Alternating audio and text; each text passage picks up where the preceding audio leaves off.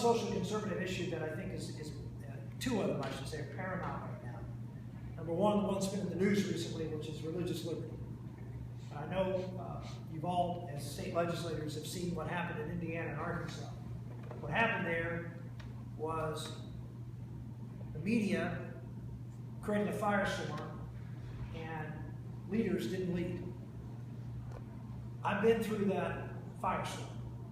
I can go back 13 years when I was in the United States Senate and stood up and said, if the Supreme Court decides a case this way, then all these bad things are going to start happening.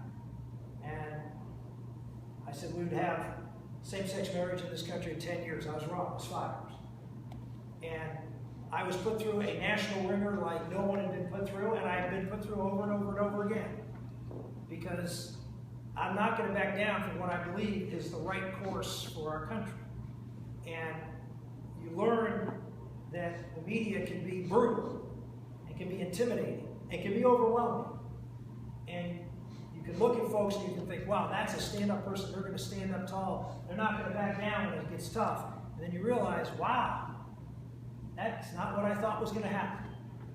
I just share that with you is there's nothing that, and this is what Walt was talking about, there's nothing that substitutes for experience, and particularly experience being in the middle of a vortex of a firestorm when your conservative principles and ideas are under the most intense scrutiny. And where you're being called everything you can possibly imagine and trying to be intimidated into backing away from your positions.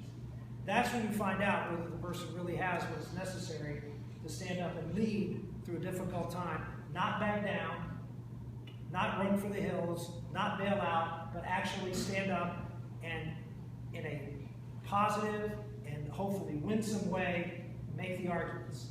I always say, when it comes to whether it's religious liberty now, or the marriage issue, a whole bunch of other things, we're losing these arguments simply because we're not making them. And we're not making them because we're intimidated from making them. And I think that's just if that continues, then life as we know it, particularly the family, is going to be on a very, very bad track for the world.